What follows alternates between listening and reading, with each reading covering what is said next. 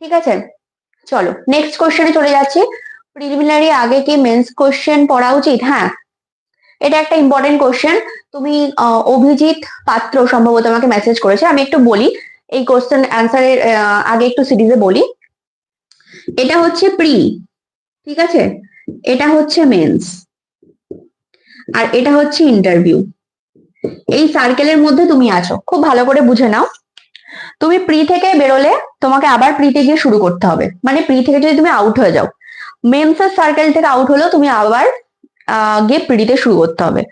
Pre আর men's এর সাথে ইন্টারভিউর একটু ছোট্ট পার্থক্য আছে। ইন্টারভিউটা হচ্ছে নিজের পার্সোনালিটি টেস্ট বলতে পারো, তোমাকে তুমি কেমন বা তোমার এথিক্স বা তোমার সমস্ত কিছু নিয়ে সেটা হয়, টেস্টটা হয়।